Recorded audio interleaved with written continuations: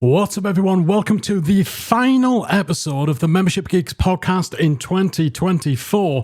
And in Geeks tradition, we are rounding out the year by looking back at the 10 most popular episodes of this podcast during the past 12 months. It's crazy how quick this last year has flown. You know, obviously, those of you who've been listening for a while, you'll know we took a little break, a little sabbatical, a little downtime. How many different ways can I say we took a break?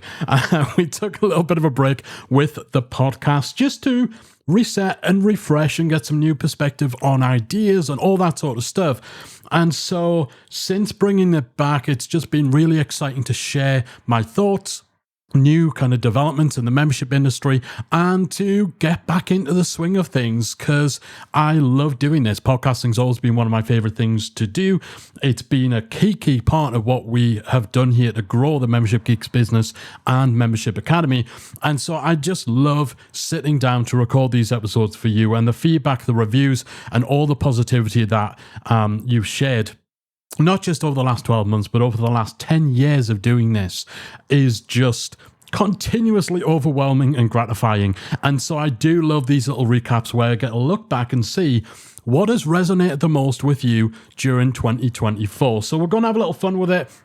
We're going to go back into some pretty cool episodes. I'll run through the countdown of the top 10 because I know that you're eagerly awaiting to find out what was the most popular episode of the show in 2024, right? This is what the holiday season is all about. It's the highlight of the year, surely. But for each of these episodes, I'll be sharing a little clip which should contain a tip, an insight, something interesting, something you can take away. So this isn't just an episode reflecting on how great the show is. This is a roundup, I suppose, of some of the best tips from the best episodes of the podcast in 2024. So, without any further ado, let's find out what the 10th most popular episode of the Membership Geeks podcast has been in 2024. Number 10 was... That was episode 391, all about becoming less hands-on in your membership business. This is why having a community section is so valuable, but as well, sometimes you need to get out of the way. There's a temptation when you're the expert within your membership that you have to answer every single question, or you want to answer every single question to almost prove that you are the expert, or just because you have the specialist knowledge. But sometimes, if you see members posting a question in your community, it's worth ignoring it for a short period of time. I like to call this strategic stalling, because when you go straight in and answer somebody's question in your community, the signal that sends to everyone else is that that question's done, right? The definitive answer has been given. God himself has come down from on high and answered the queries of his members, right? There's definitely no ego play going on here, but that's what happens, right?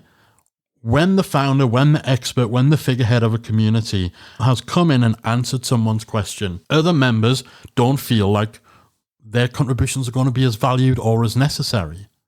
And even when that's not the case, quite often the person who posted the question, especially if they're relatively new to your community, they're going to feel, okay, job done. I asked my question and the best possible person I could have wanted to answer it has come and answered it. Conversation over, answer given, I'm happy. And so that shuts out the opportunity for your membership to become that self-sufficient and supportive place where members help each other out. So by strategically stalling in your response to questions within your community, you leave the door open and you provide the opportunity for other members to weigh in with their thoughts. And actually, a lot of their contributions might even be better than yours, because they might be closer to the situation that the person asking the question is in. They might have had experiences, or they'll certainly have had experiences you haven't had, and all of that. So, and fostering that self-sufficiency, fostering that camaraderie, creating self-service resources for your members so that they are more self-sufficient. All right, that was such an important topic because the whole idea of a membership is that it's one to many. And while the notion of passive income, this dream, this myth of passive income is one that we try to encourage people away from, memberships are a more passive model. They're a more leveraged model. Your input and your output should not be directly related. It shouldn't be a type of business where you only make money, you only move forward based on the amount of time you put in. So you should be able to become less hands-on. You should be able to step back as you grow, as you have a team in place, as you have a fantastic system, processes, content, and all that good stuff. And so that episode 391, really does go into some of the ways in which you can start to become less hands-on in your membership business. Definitely something that I hope many of you are looking to accomplish in 2025 and beyond. All right, the countdown continues. Number 9 on our list of the top most popular episodes of the Membership Geeks podcast is... That was episode 394, 6 techniques for attracting more committed members. Here's a little clip from that episode. The third technique for attracting more committed members is really just utilizing your sales and marketing material to explicitly state who this membership is for and isn't for. Good marketing will repel as well as it attracts. But too often we think about sales or marketing activity in the viewpoint that we want to bring in as many people as we can. It's about as many eyeballs, as much traffic, as high a conversion as we possibly can get. It's all about moving the needle, better conversions, more sales. But if you're bringing in a lot of the wrong people, then you need to ensure your marketing is filtering them out, is repelling the wrong kind of members. If you look at membershipacademy.com on our sales page, you'll see that we explicitly state who this membership is not for. There are types of people or types of mindset, types of commitment that we do not want our members to have. Types of people we do not want to attract. We don't want to attract people who are looking for a quick fix, who are thinking that they're going to make millions with no effort. We don't want those people. We don't want people who are expecting us to build their website for them, because we're not going to do that for $65 a month. Are you crazy? We want to repel those people. And we state that. We outright say, Membership Academy is not for you if you tick any of these boxes. And we balance that out by saying it is for you if you're willing to do the work, if you are an expert or an influencer and you want to help people and all that stuff. A lot of people, particularly people running their own business and handling their own marketing, are petrified at the idea of turning anyone away. But if you're seeing that that's causing you a problem because you're attracting people who just don't have the right mindset, the right commitment levels to actually be good members, to contribute to the community positively, to stick around for a while and keep paying and keep using and keep engaging in the membership, then start trying to push those wrong people away. And the easiest way of doing that is prominently having on your sales page, in your sales emails, in your marketing, something which lists the membership is for you if, the membership is not for you if. Just be brazen about it. Be right out there. Be upfront.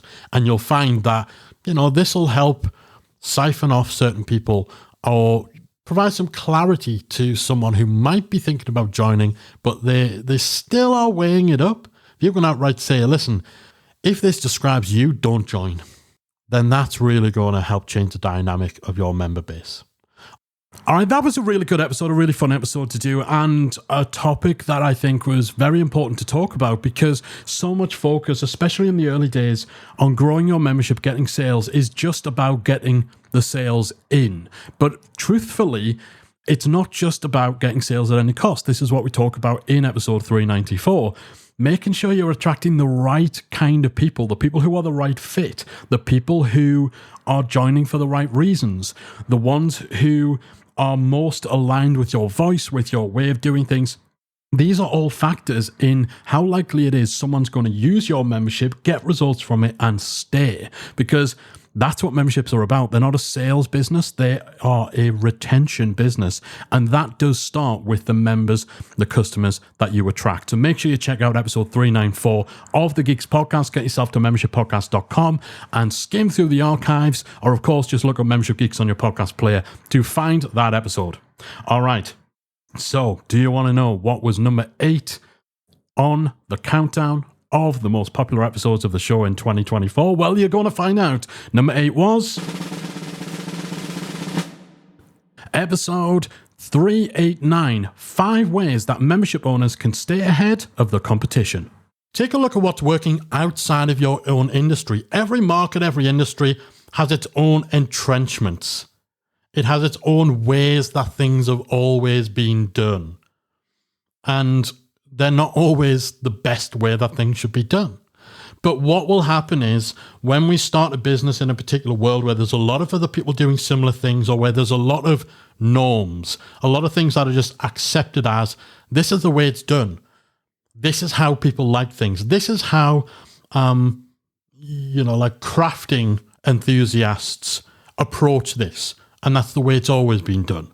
This is how everybody who is helping teachers with their learning materials in classrooms, this is how it has to be approached, because this is just how it's done. This is what they expect. And so everyone then falls in line and the entrenchment gets deeper. People just keep doing the things they've always done because that's the way it's always been done and that's the way everyone else is doing them. Sometimes if you want to really push ahead of the pack, you need to look outside of that bubble. You need to get outside of the box. You need to get outside your comfort zone, and you need to push some of your audience outside of that comfort zone too. So pay close attention to what's happening outside of your own industry. If you're researching or you're trying to get inspiration for ideas on how a membership within your market can be successful, don't look at other memberships within your market exclusively. Look at other memberships in a variety of topics that are impressing you and think, what can I potentially do to adapt this approach and make it work within my industry? And it doesn't just have to be about memberships. Everything, podcasting, video marketing, content marketing, blogging, the way people are using social media. There might be things that are tried and tested that are almost commonplace in one particular market or one industry, but that nobody is doing within your market. But you can see that it is something that works. You can see that it's something that's effective. It's just no one in your market has cottoned on to it. So, if you're in a hobby market, look at what people who are more well-versed in online marketing, they might be doing to promote a totally different type of business. Like people who are selling online marketing services or social media consultants, how are they using social media? Is it something that people just aren't yet doing in your industry? Can you adapt this thing from one place into your place? There's going to be a lot of trial, a lot of experimentation, but looking at what's working outside of your industry is going to give you a much, much wider source of inspiration, source of ideas, and a much greater chance that you'll strike onto something that other people, your competitors, and other people in your industry simply aren't doing because they're so deeply dug in to the way things have always been done within your particular market. Step outside of that bubble, and that will help you stay ahead of the curve. I think now more than ever, it is important to have a differentiator. Memberships used to be a lot less common, a lot more niche or niche. And so sometimes just being the only membership in your industry was enough to get ahead. These days, more and more people have them. There's more chance that they're going to crop up, even if you are enjoying the entire market to yourself. So you need to make sure that you have distinguishing factors for helping you stand out and stay ahead of your competition. All right, countdown rolls on with number 7 in our list of most popular episodes from 2024. That was episode 388.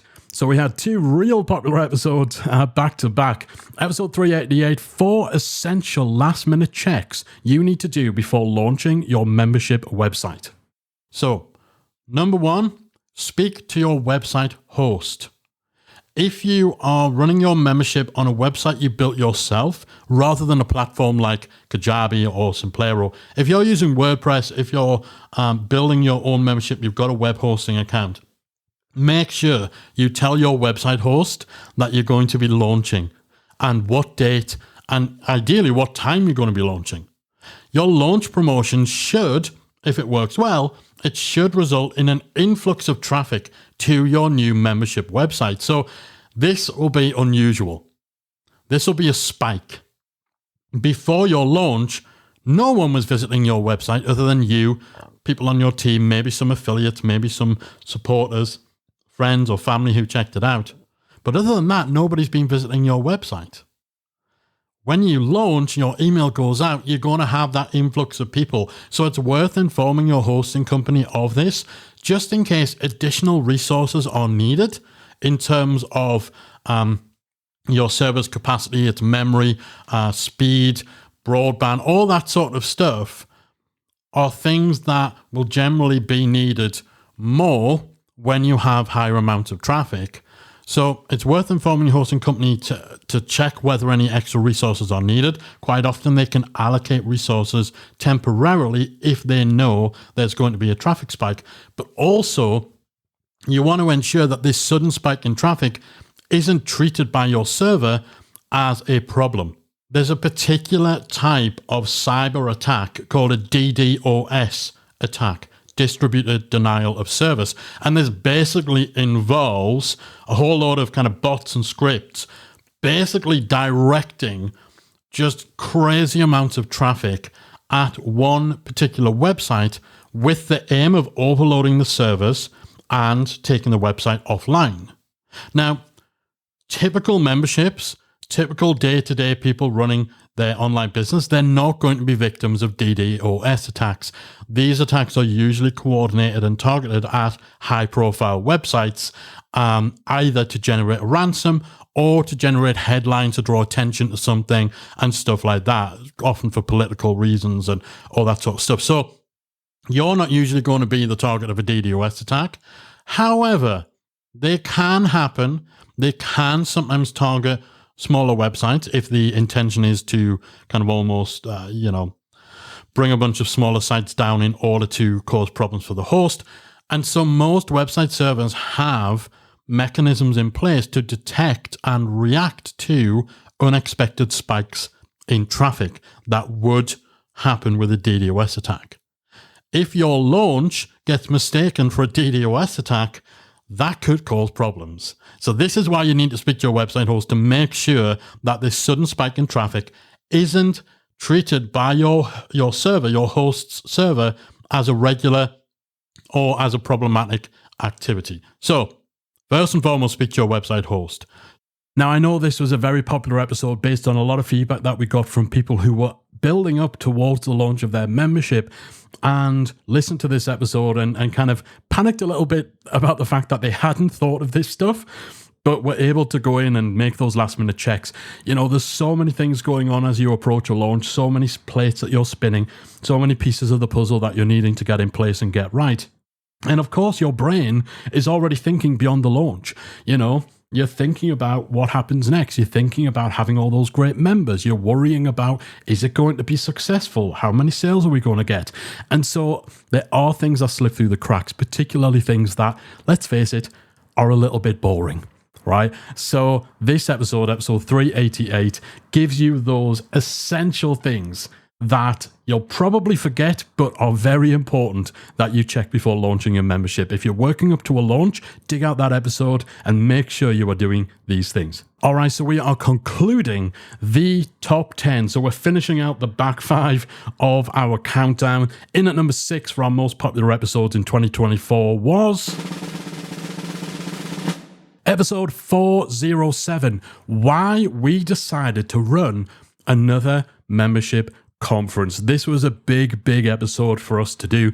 One of the biggest announcements that's come out this year is that we will be running Retain Live 2025. The number one event, the only event for online membership owners, is coming back 6 years in the making. 6 years after our blockbuster event we did back in 2019, we are bringing it back. It's coming back in 2025. We're already on the way to being sold out. Phenomenal speakers, a great schedule lined up, lots of little surprises up my sleeve for you, and just a fantastic gathering of successful membership owners that, if you're not already going to be a part of, you should be getting yourself to retainlive.com as a place to go. But this is not about pitching and plugging Retain Live. This is about pointing you towards the episode where we actually go a little behind the scenes. We pull back the curtain and talk about why we've decided to do this again. We are a membership business after all. Our main offering is a membership about memberships. We do everything online. So why are we doing the live event again? What led up to that decision?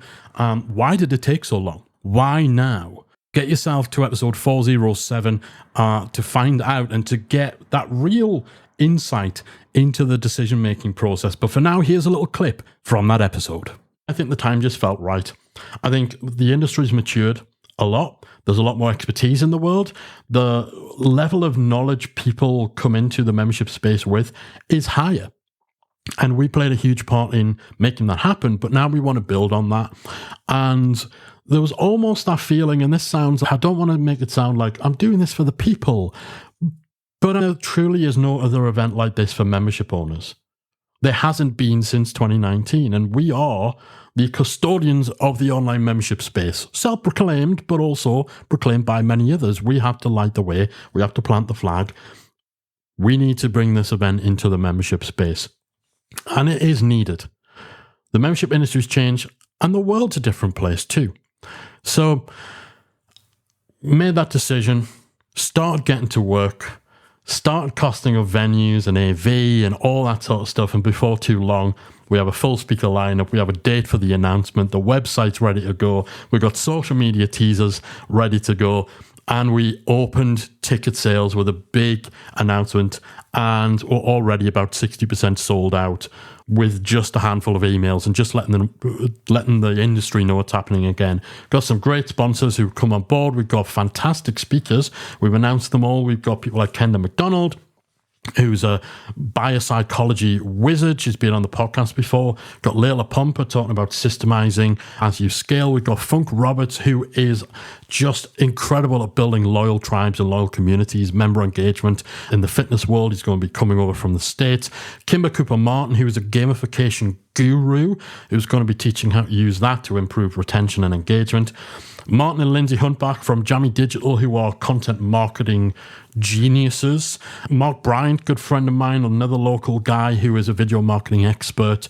Lizzie Goddard, who is just an absolute whiz with online strategy and has done a lot of really cool things with memberships, micro memberships, cool little marketing strategies for always open memberships. And Teresa Heath Waring, who just knows online business and online marketing inside out. Plus, a lot of me teaching the latest tactics and the latest strategies. We're going to have great masterminding again, lots of social going on. It is 2 days of just hyper-focused, action-packed day, membership tactics, talks, panels, and a lot of networking and conversations and connecting with fellow membership owners around the world. I honestly can't wait. It is so exciting, and it'll be here before we know it. All right, so we are into the top 5 now. Our 5th most popular episode of the Geeks podcast in 2024 was... That was episode 400. Yes, that is right. In 2024, we hit the big 400. We've been doing this since July 2015. And yeah, 9 years of podcasting, we hit 400. And to celebrate that, I did an episode really just sharing my reflections and lessons specifically about podcasting, the role that it's played in our journey, why it's been such a key factor of our marketing, how it helped us really get off the ground quickly back in 2015, and the part that it plays today. I also talk about why we took a break, why it came back, mistakes we've made, ups, downs, things we might do different. If anyone is podcasting for their membership, podcasting for their wider business, or thinking about getting into it, this is a really useful and insightful look at how it's played a part in our business. So check it out. Episode 400. Here's a little clip. Make sure that you're clear on what your purpose of the podcast is. Make sure you're clear on how it works for your business in terms of monetizing it. You don't have to monetize your podcast, but obviously you're listening to this, you run a membership site. If you're running a podcast to drive membership sales, then you're monetizing it, right? Most of you aren't just running hobby-based podcasts. For a lot of people in the podcasting world, the podcast itself is the product. And this is why some of the advice you see out there about how to do things with podcasting, what the best practices are, they are coming from people where the podcast itself is the product. The podcast generates revenue through sponsorships. And for membership owners, the podcast is usually a promotional vehicle. It's not the product itself. The podcast promotes the product. And so some things are going to be different in terms of episode frequency, in terms of the type of subjects you might cover, in terms of length, even in terms of certain little extra touches and stuff like that. Things that might be needed in order to make your podcast attractive to sponsors aren't necessarily going to be the same things as making it effective as a promotional tool for your membership. As an example, a longer podcast episode is probably going to be more attractive to sponsors because there are more opportunities for ad spots. Whereas if you're promoting a product and you are pushing it kind of at the end, then you don't want to have like 3-hour-long podcast episodes because any potential promotion of the product is just going to get lost in that, right? If you're promoting your single product, your singular membership. So little things like that. It's an important distinction to keep in mind when taking advice, when comparing download numbers and so on, because again, when people are creating a podcast to be attractive to sponsors, usually they're going to go a bit broader. Usually they're going to be jumping on news so that, they can ride on the back of, current topics because they're all about those download numbers. Whereas for us, it's not as big a deal because we're not having to show those numbers to anyone to justify them spending money directly on the podcast. It's okay for your podcast to just be a piece of the puzzle. It's okay for your podcast to actually be the thing that leads someone to your lead magnet that then gets them on the email list. It's not the end result. It's not the end product. Make sure you're clear on that. Define that core purpose of the podcast and stay true in it.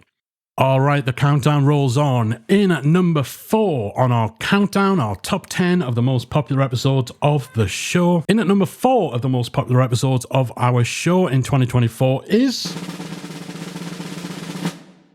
That was actually the episode after the last one, episode 401, celebrating the 9th anniversary of Membership Academy.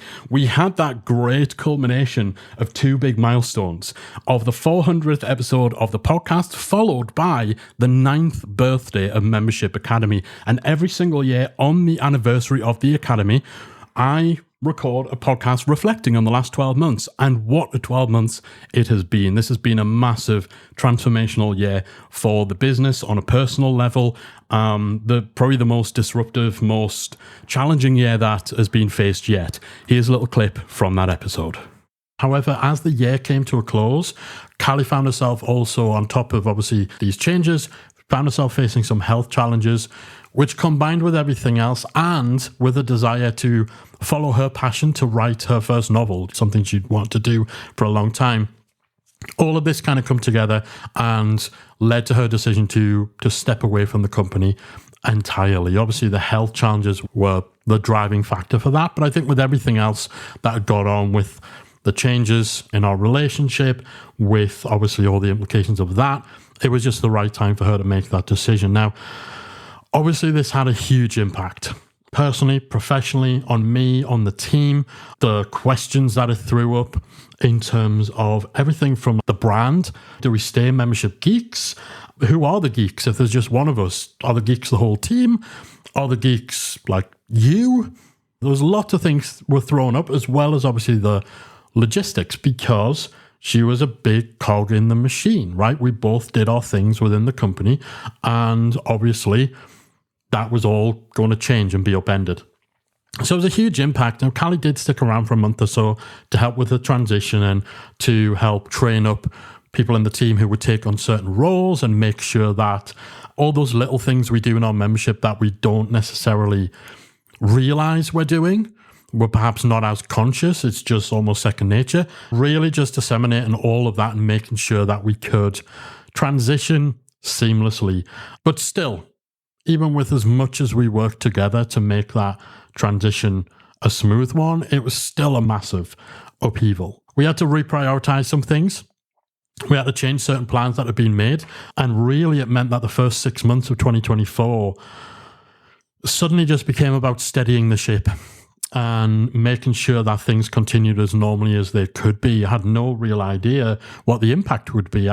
All right, make sure you check that episode out for pretty much an unprecedented look into the last 12 months of a successful, thriving membership business, and just to learn about some of the ups and the downs. And those of you who've been listening for a while, you'll know that the former co-founder of Membership Geeks and Membership Academy stepped away from the business at the beginning of the year. So, a lot of that episode was in how we dealt with that and how we've come back even stronger. So make sure you check that episode out. All right, we are getting into the top end now. We are into the top 3. Coming in third place in our countdown is... That's episode 390. Huge mistakes that people make with the closed door membership model. Here's a clip. And that is why a lot of people who follow this model see diminishing returns. Their big launch is successful. Usually their first big promotion after they've launched a new membership. So essentially their second enrollment opportunities. Often that'll be big as well. Sometimes that'll surpass the initial launch because by that point, they've got fantastic social proof.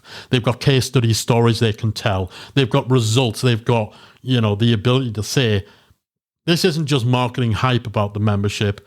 This is really, really getting people where they need to get to. So often that first big promotion will probably be bigger than the initial launch in the first place because you've got something real, something of substance. But because these people are not marketing between their launches or they're phoning it in, right? They maybe switch into marketing mode a month or two before their big launch. And then suddenly, okay, now we better start putting out some, YouTube shorts. Now we should start posting on our Twitter account, which we've not, or X, or Instagram, which we've not posted about since last year. And the problem with that is people aren't stupid. People recognize it, they see the patterns. Human beings are pre-programmed with pattern recognition software embedded in our craniums. We see that pattern. And particularly if your market are a more savvy market, and particularly if you brought nobody new into that audience, right?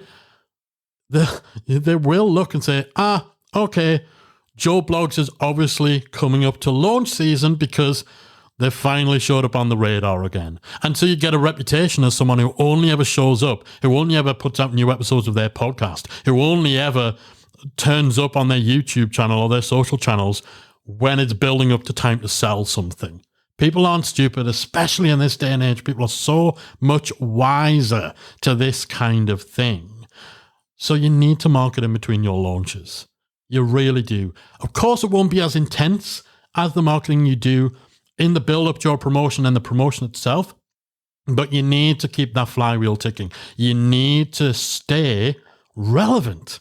You need to stay ahead of the game. Otherwise, you'll go down the path of so many people who bought into the promise of the closed door model, where you'll have a great initial launch, a great follow-up, and then the next one won't be quite so good. Now, if you've been following me for a while, you will know that I'm not the biggest fan of the closed door membership model, and thankfully in recent years, it's becoming more and more fringe in all but certain circumstances. I'm all for it when it is done with the student in mind, when it's actually better for the educational experience, or if there's a significant live element to your model that requires having a cohort where you do need to close the doors. There's definitely certain types of memberships where the closed door model works fantastically, but my bugbear has always been this notion that some people teach that this is something you should do from a marketing angle, that this is the only way you can be successful, that closing the doors gives you scarcity, and scarcity is the only way you can sell a product, and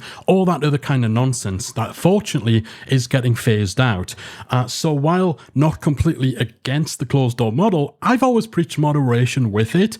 We do have people in our community who have closed door models that work very well. We've got people who go from open to closed to open. So when done for the right reasons in the right context, closed door can be fantastic, but there are some huge mistakes that people make with it, regardless of why they're doing it. And that's what I dive into in episode 390. So if you have a closed door model or you're thinking of moving to one or launching one, make sure you check that episode out. All right, top 2. Are you ready? I know you are waiting with bated breath to find out what our second most downloaded episode of the Membership Geeks podcast was in 2024. Are you ready? Here we go. That was episode 387. Members don't have enough time to use my membership. What can I do? So this episode is all about how you handle people who leave your membership telling you that the reason they're going is that they simply don't have time to use it. Now, what does that actually mean? Because it can mean a couple of different things. And more importantly, what can you do to preempt that from happening and also try to salvage those subscriptions? Here's a little clip from episode 387. Number 2, make your membership easier to consume. Break your content into bite-sized chunks. Time is a luxury and your members might not have hours to spare, but most people can find 15 to 20 minutes here and there, no matter how hectic their life is. By offering shorter, more focused content, you're more likely to fit into their busy schedules. Also ensure that your membership and the content within it is mobile friendly. People are constantly on the go, so having your material accessible from their smartphones or tablets means that people are more likely to be able to squeeze in a lesson during a lunch break or while waiting for a meeting. Again, this doesn't mean you need to have an app. If you want to get a mobile app developed, that's going to cost you 5 figures generally for a good mobile app for your membership. You don't need to go that far, especially if you're early on in your membership journey. However, every membership site should be mobile friendly. So make sure that you're prioritizing that within the development of your site, that you're testing on mobile, and you're making it easy for people to consume your membership content wherever they are. And having that content in bite-sized chunks, 5-minute lessons, 10-minute lessons, rather than people having to sit through a 3-hour long recording, that's going to make it more easier or more likely for people to actually be able to fit that in when they do have time in their schedule.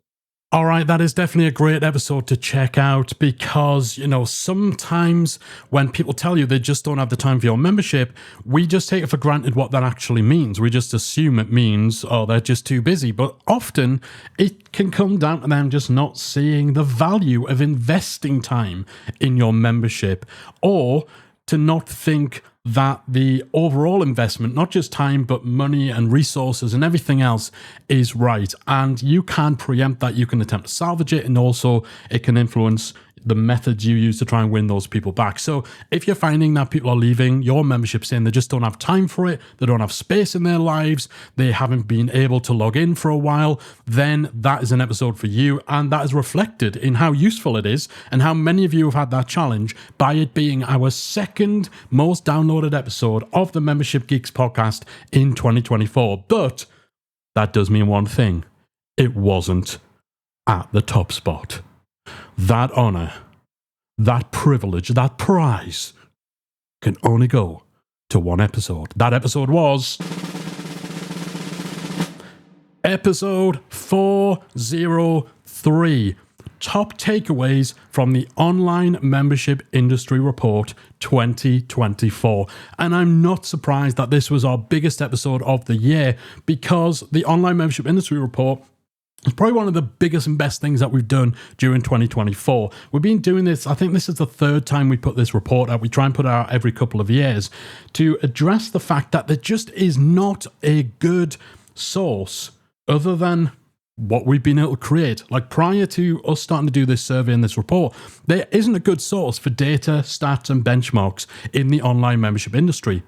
Most of what you see out there is about either traditional membership associations, things like that are predominantly local, they're not online, or they're just about subscription businesses in general. So subscription boxes or SaaS and stuff like that.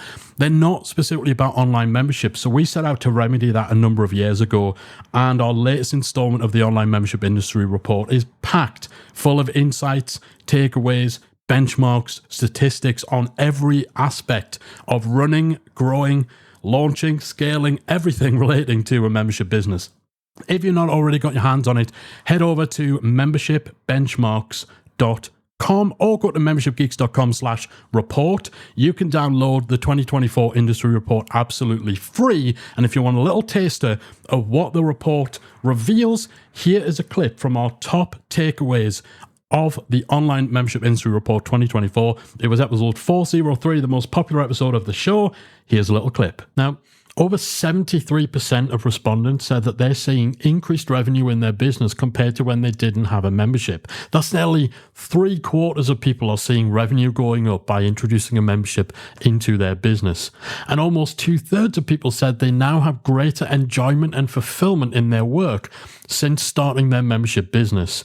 And almost half of the survey respondents are pinpointing location independence as one of the main things they're enjoying about having a membership. Now, these numbers are fairly consistent to when we did this report back in 2022. However, of course, in 2022, there were a lot of new memberships that had launched during the pandemic. So you'd expect that those would have increased revenue since a lot of people started a membership during that time because they had to pivot from a job or a business that COVID ended up shutting down.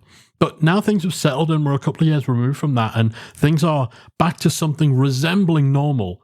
That same positive impact can still be seen. It's not just people kind of relieved that they're being able to salvage their revenue or salvage their business thanks to a membership. Now, we also asked people if they actually enjoy being a membership owner. It's a simple but a huge question. And just shy of 90% said that they are enjoying being a membership site owner. Now, that's some pretty significant job satisfaction, I've got to say. Some people weren't sure yet. They're still kind of figuring things out. And only a very, very small percentage said that they were unhappy being a membership owner, which is a pretty good success rate. All right, that is a wrap for the episode. That's a wrap for our countdown. And that is a wrap on 2024. Thank you so much for every single iota of attention that you have given the Geeks, the team, the Academy, and of course, this podcast in the past 12 months and beyond that. All the love, all the feedback, all the likes, all the comments, all the reviews. I am so appreciative. I love doing this. I hope you find it valuable. Hope you find it useful. And hope you'll stick around as we go into 2025 and beyond. Thanks as ever. Have a fantastic holiday, and I'll see you on the next episode of the Membership Geeks podcast. Bye for now. If you enjoyed this week's episode of the Membership Geeks podcast, we invite you to check out membershipacademy.com. Membership Academy is the original membership about memberships, and it's the essential resource for anyone at any stage of starting, growing, and running a successful online membership business. Whether you're still trying to figure out what your idea is going to be and you need some help making it a reality, or whether your website is already up and running and you're looking for ways to grow and attract new members, then Membership Academy can help you to get to the next level.